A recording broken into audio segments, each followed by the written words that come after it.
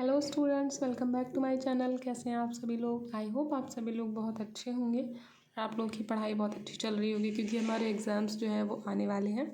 सो इस समय मैं आप लोगों के साथ में शेयर कर रही हूँ हमारी इंडियन इकोनॉमी से रिलेटेड क्वेश्चंस जो हमारे एग्ज़ाम्स में आने वाले हैं, जो बहुत इंपॉर्टेंट क्वेश्चंस हैं, जो PYQs हैं उनको। और इसके साथ साथ मैं आप लोग के साथ में इस समय पॉलिटी की और मेडाइवल इंडिया की भी कुछ जो इम्पोर्टेंट क्वेश्चंस हैं उनको भी डिस्कस कर रही हूँ। अगर आप लोगों ने मेरे वो वीडियोस नहीं देखी हैं तो प्लीज़ आप लोग जा कर के मेरे चैनल पे एक बार चेक कीजिए। मैंने उसमें ancient history, medieval history, polity के वीडियोस शेयर किए हुए हैं। और ये हमारा इकोनॉमी चल रहा है इस समय। बहुत जल्दी मैं ज्योग्राफी के और जो हमारे करंट अफेयर्स है उसके क्वेश्चंस, और जो हमारे PCS के लिए जो बुक्स आती हैं स्पेसिफिक बुक्स, उनमें जो क्वेश्चंस हैं, जो मोस्ट इंपॉर्टेंट क्वेश्चंस हैं, उनको भी मैं आपके साथ में डिस्कस करूँगी।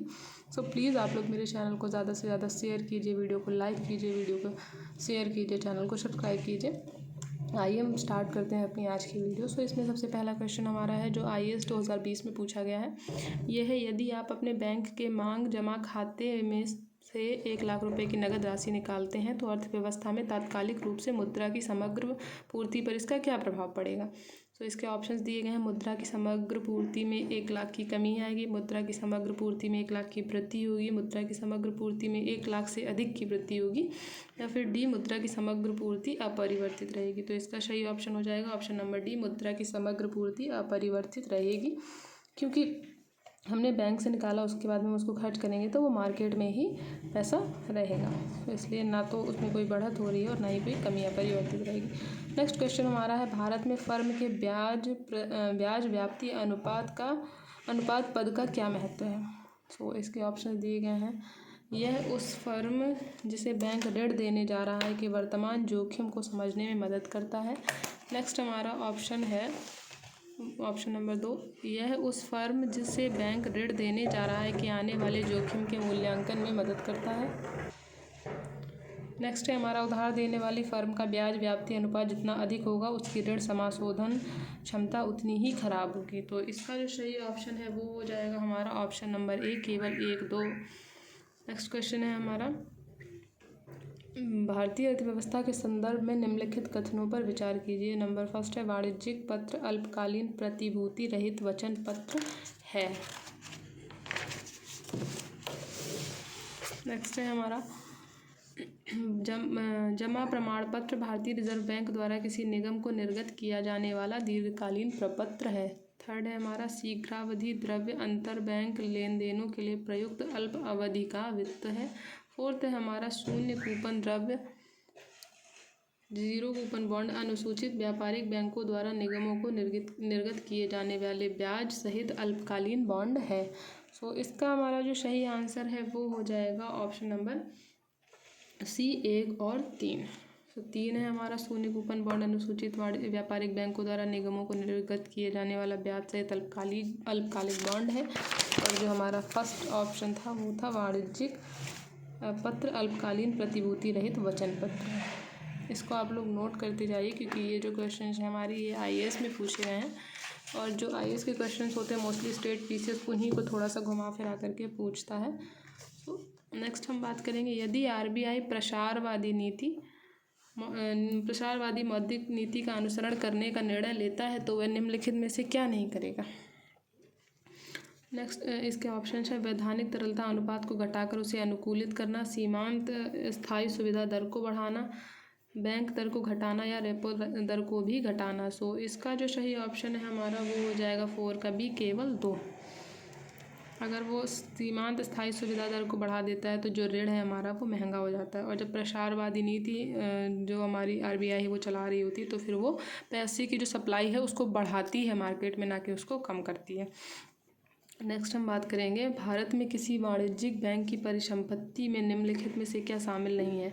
इसके 4 ऑप्शंस हैं, अग्रिम जमा, निवेश, मांग तथा अल्प सूचना मुद्रा, money at call and short notice. तो इसका जो सही ऑप्शन है वो हो जाएगा हमारा ऑप्शन नंबर बी, जमा। इसके बाद में हमारा नेक्स्ट क्वेश्चन है, हाल ही में भारतीय बैंकों और वित्तीय संस्थाओं द्वारा अंतर ऋणदाता करार इंटर क्रेडिट एग्रीमेंट पर हस्ताक्षर करने का क्या उद्देश्य था। इसका पहला क्वेश्चन है, भारत सरकार के राजकोषीय घाटे और चालू लेखा घाटे के वर्षानुवर्ष पड़ने वाले भार को कम करना। बी है हमारा, केंद्रीय और राज्य सरकारों की आधारिक संरचना परियोजनाओं को संबल प्रदान करना।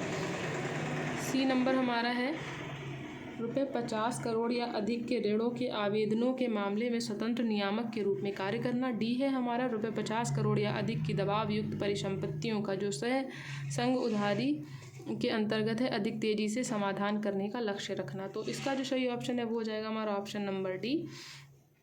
नेक्स्ट हम बात करेंगे, निम्नलिखित कथनों पर विचार कीजिए। भुगतान प्रणाली आंकड़ों के भंडारण के संबंध में भारतीय रिजर्व बैंक के हाल का निर्देश, जिसे प्रचलित रूप से डेटा डिक्टेट के रूप में जाना जाता है, भुगतान प्रणाली प्रदाताओं को समादेशित करता है। इसके ऑप्शंस दिए गए हैं।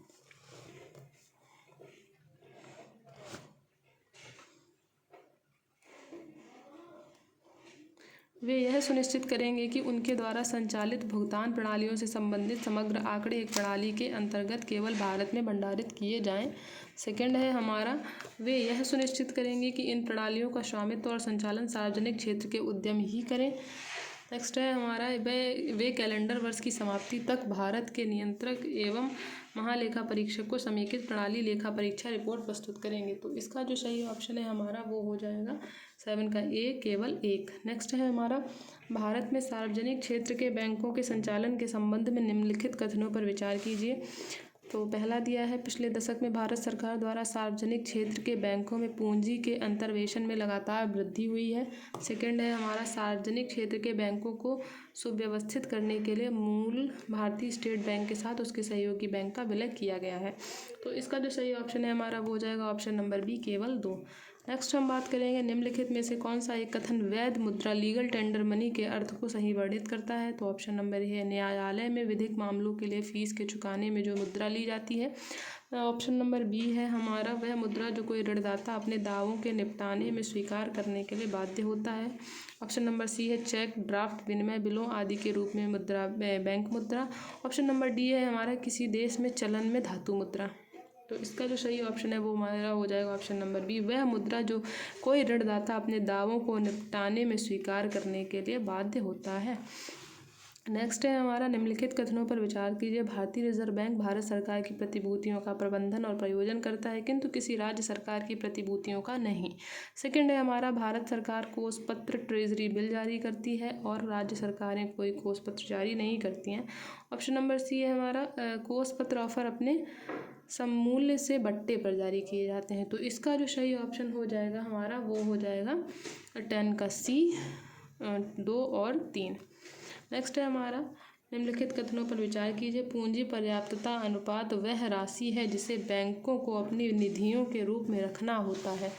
नेक्स्ट क्वेश्चन है हमारा, नेक्स्ट ऑप्शन है हमारा, खाता धारकों द्वारा देयताओं का भुगतान नहीं करने से कोई हानि होती है तो उसका प्रतिकार कर सकें। सेकंड है, CAR का निर्धारण प्रत्येक बैंक द्वारा अलग अलग किया जाता है। तो इसका जो सही ऑप्शन है हमारा वो हो जाएगा ऑप्शन नंबर ए, केवल 1।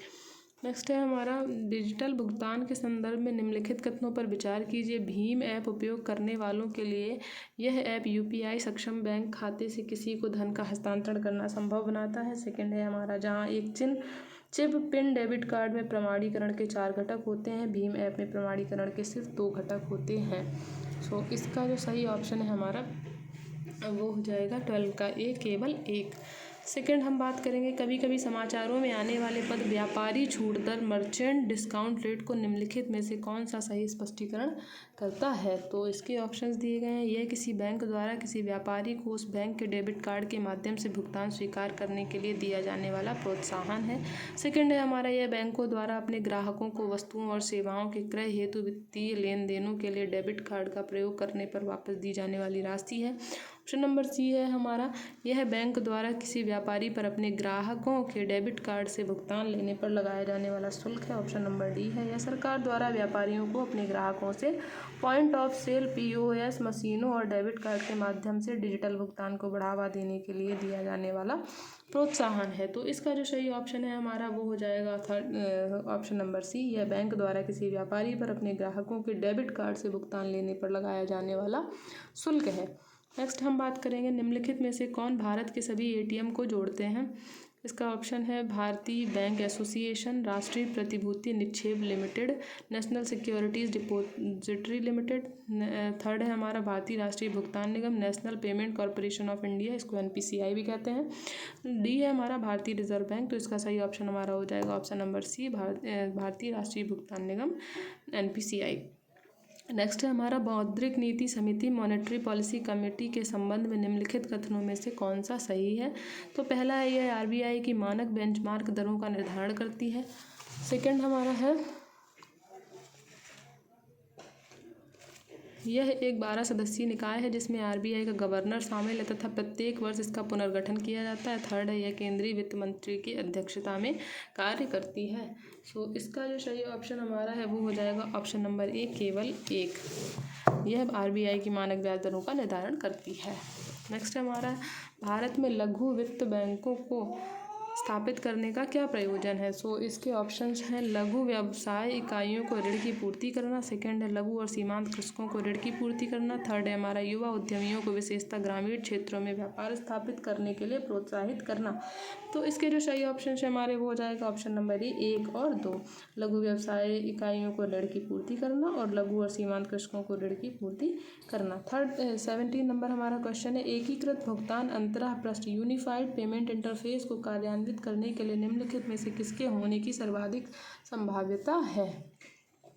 इसके ऑप्शंस दिए गए हैं ऑनलाइन भुगतानों के लिए मोबाइल वॉलेट आवश्यक नहीं होंगे, लगभग 2 दशकों में पूरी तरह भौतिक मुद्रा का स्थान डिजिटल मुद्रा ले लेगी, सी है हमारा FDI अंतर्वाह में भारी वृद्धि होगी, डी है निर्धन व्यक्तियों को उपदानों का प्रत्यक्ष अंतरण बहुत प्रभावकारी हो जाएगा। तो इसका जो सही ऑप्शन है वो हो जाएगा हमारा ऑप्शन नंबर ए, ऑनलाइन भुगतानों के लिए मोबाइल वॉलेट की आवश्यकता नहीं होगी।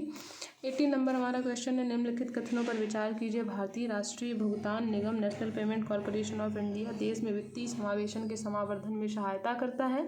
सेकेंड है हमारा NPCI ने एक कार्ड भुगतान स्कीम रूपे प्रारंभ की है। तो इसका जो सही ऑप्शन है हमारा वो हो जाएगा ऑप्शन नंबर सी, 1 और 2 दोनों।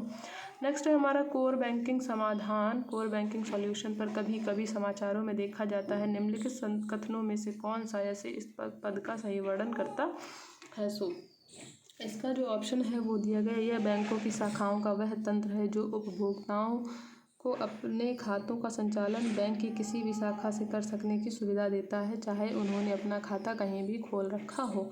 सेकंड है यह व्यावसायिक बैंकों पर कंप्यूटरीकरण के माध्यम से RBI का नियंत्रण बढ़ाने का प्रयास करता है। तो इसका जो सही ऑप्शन है हमारा वो हो जाएगा ऑप्शन नंबर ए, यह बैंक की शाखाओं का वह तंत्र है जो उपभोक्ताओं को अपने खाते का संचालन बैंक की किसी भी शाखा से कर सकने की सुविधा देता है। नेक्स्ट बात करेंगे हम क्वेश्चन नंबर 20 की। RBI द्वारा घोषित कोषों की सीमांत लागत पर आधारित उधारी दर के उद्देश्य क्या हैं। तो इसके ऑप्शन चाहिए दिशा निर्देश उधारों की ब्याज दरें निर्धारित करने हेतु बैंकों द्वारा अपनाई गई विधि में पारदर्शिता बढ़ाने में मदद करते हैं। सेकंड है ये दिशा निर्देश बैंक साख की उपलब्धता ऐसी ब्याज दरों पर सुनिश्चित करने में मदद करते हैं जो ऋण लेने वाले एवं बैंकिंग दोनों के लिए न्यायसंगत हैं। तो इसका जो सही ऑप्शन है हमारा वो हो जाएगा ऑप्शन नंबर सी, 1 और 2 दोनों। नेक्स्ट क्वेश्चन है हमारा वित्तीय स्थिरता और विकास परिषद financial stability and development council के संदर्भ में निम्नलिखित कथनों पर विचार कीजिए। इसका जो सही ऑप्शन है वो हो जाएगा यह नीति आयोग का एक अंग है। सेकंड है हमारा संघ का वित्त मंत्री इसका प्रमुख होता है। थर्ड है यह अर्थव्यवस्था के समष्टि सविवेक मैक्रो प्रूडेंशियल पर्यवेक्षण का अनुवीक्षण करता है। इसका जो सही ऑप्शन है हमारा वो हो जाएगा ऑप्शन नंबर सी, 2 और 3। नेक्स्ट क्वेश्चन हमारा है समाचारों में प्रायः आने वाला बेसल III समझौता या सरल शब्दों में बेसल III क्या है? तो नेक्स्ट इसके ऑप्शंस है जैव विविधता के संरक्षण और धारणीय उपयोग के लिए राष्ट्रीय कार्यनीतियाँ विकसित करने का प्रयास करता है। बी है बैंकिंग क्षेत्रों के वित्तीय और आर्थिक दबावों का सामना करने के सामर्थ्य को उन्नत करने तथा जोखिम प्रबंधन को उन्नत करने का प्रयास करता है। सी है हमारा ग्रीन हाउस गैस उत्सर्जन को कम करने का प्रयास करता है, किंतु विकसित देशों पर अपेक्षाकृत भारी बोझ रहता है। नेक्स्ट है हमारा विकसित देशों से निर्धन देशों को प्रौद्योगिकी के अंतरण का प्रयास करता है ताकि वे प्रशीतन में प्रयुक्त होने वाले क्लोरोफ्लोरोकार्बन के स्थान पर हानि रहित रसायनों का प्रयोग कर सकें। तो इसका जो सही ऑप्शन है हमारा वो हो जाएगा ऑप्शन नंबर बी, बैंकिंग क्षेत्रों के वित्तीय और आर्थिक दबावों का सामना करने के सामर्थ्य को उन्नत करने या जोखिम प्रबंधन को उन्नत करने का प्रयास करता है। नेक्स्ट हमारा क्वेश्चन है भारतीय अर्थव्यवस्था के संदर्भ में निम्नलिखित में से कौन सा या सही सांविधिक आरक्षित आवश्यकताओं या उद्देश्यों के उद्देश्य हैं। सो इसके जो ऑप्शंस दिए गए हैं वो है केंद्रीय बैंक को बैंकों द्वारा निर्मित की जा सकने वाली अग्रिम राशियों पर नियंत्रण रखने की सक्षमता प्रदान करना। बी है हमारा बैंकों में जनता की जमा राशियों को सुरक्षित व तरल रखना। सी है हमारा व्यावसायिक बैंकों को अत्यधिक लाभ कमाने से रोकना। और फोर्थ नंबर है हमारा बैंकों को दिन प्रतिदिन की आवश्यकताओं को पूरा करने के लिए पर्याप्त कोष्ठ नकदी रखने को बाध्य करना। तो इसका जो सही ऑप्शन है हमारा वो हो जाएगा ऑप्शन नंबर ए, केवल एक। नेक्स्ट क्वेश्चन है सीमांत स्थायी सुविधा दर तथा निवल मांग और सावधिक देयताएं बंद कभी कभी समाचार में आते रहते हैं, उनका प्रयोग किसके संबंध में किया जाता है? तो बैंक कार्य, संचार, नेटवर्किंग, युद्ध कौशल, कृषि उत्पादों की पूर्ति एवं मांग। तो इसका जो सही ऑप्शन है हमारा वो हो जाएगा ऑप्शन नंबर ए, बैंक कार्य। इसके बाद में हमारा नेक्स्ट क्वेश्चन है 26 नंबर, निम्नलिखित में से कौन से मामलों में भारतीय रिजर्व बैंक वाणिज्यिक बैंकों को नियंत्रित करता है? तो इसके जो सही आंसर हो, इसके जो ऑप्शंस दिए गए हैं वो है परिसंपत्तियों की तरलता, शाखा विस्तार, बैंकों का विलय, बैंकों का समापन। तो इसका जो सही ऑप्शन है वो हो जाएगा हमारा ऑप्शन नंबर डी, 1, 2, 3 और 4। ये सारे काम हमारे RBI ही करता है। नेक्स्ट क्वेश्चन की बात करेंगे बैंक दर में वृद्धि सामान्यतः इस बात का संकेत है कि ऑप्शन है ब्याज की बाजार दर के गिरने की संभावना है, केंद्रीय बैंक अब वाणिज्यिक बैंकों को कर्जे नहीं दे रहा है, केंद्रीय बैंक सस्ती मुद्रा नीति का अनुसरण कर रहा है, या फिर केंद्रीय बैंक महंगी मुद्रा नीति का अनुसरण कर रहा है। तो इसका ऑप्शन हो जाएगा ऑप्शन नंबर डी, केंद्रीय बैंक महंगी मुद्रा नीति का अनुसरण कर रहा है। नेक्स्ट हम बात करेंगे निम्नलिखित तरल परिसंपत्तियों पर विचार कीजिए। बैंकों के पास मांग जमा, सेकंड है बैंकों के पास सावधिक जमा, नेक्स्ट थर्ड है बैंकों के पास बचत जमा, फोर्थ है करेंसी।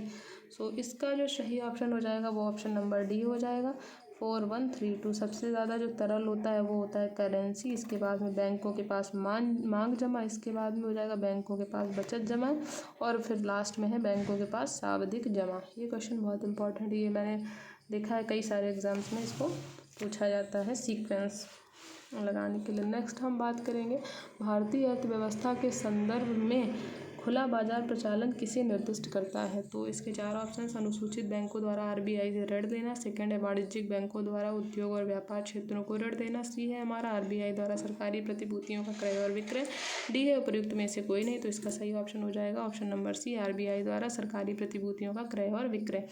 30 नंबर हमारा क्वेश्चन है भारत में बैंकों द्वारा प्राथमिक क्षेत्र ऋण दान से तात्पर्य किसको ऋण देने से है? तो इसके जो सही ऑप्शन है वो है कृषि, लघु, दुर्बल वर्ग, उपर्युक्त सभी। नेक्स्ट है हमारा ग्रामीण परिवारों को निम्नलिखित में से कौन सीधी ऋण सुविधा प्रदान करता है या करते हैं? तो इसके ऑप्शन दिए गए हैं क्षेत्रीय ग्रामीण बैंक, कृषि और ग्रामीण विकास के लिए राष्ट्रीय बैंक, और 3 है हमारा भूमि विकास बैंक। तो इसका जो सही ऑप्शन हमारा है वो हो जाएगा ऑप्शन नंबर सी, केवल 1 और 3। और लास्ट क्वेश्चन हमारा है वाणिज्यिक बैंकों द्वारा दिया जाने वाला लोक लुभावन ऋण टीजर लोन कर आर्थिक चिंता के विषय हैं। लोक लुभावन ऋण अधोमुख ऋणों के ही एक रूप समझे जाते हैं तथा बैंकों को यह जोखिम रहता है कि भविष्य में उनके ऋण चुकता ना हो। सेकंड हमारा है देश में लोक लुभावन ऋण मुख्यतः अनुभवहीन उद्यमियों को उत्पादन संबंधी अथवा निर्यात इकाइयाँ स्थापित करने के लिए दिए जाते हैं। तो इसका सही ऑप्शन हो जाएगा ऑप्शन नंबर ए, केवल 1। सो आज की सीरीज़ में इतना ही, और जिन लोगों ने इकोनॉमी को पहले से पढ़ रखा है उनको ये एक रिवीजन के तौर पे सारे क्वेश्चंस हो जाएंगे। सो प्लीज़ आप लोग ज़्यादा से ज़्यादा इसको पढ़ें, रिवीजन करके देखिए, इनको सॉल्व करके देखिए। अगर आपसे क्वेश्चन सॉल्व हो पा रहे हैं तो बहुत अच्छी बात है, नहीं तो आप लोग थोड़ी सी उनको दोबारा से पढ़ने की कोशिश कीजिए। बाकी मिलते हैं आपसे नेक्स्ट वीडियो में, तब तक के लिए बाय बाय।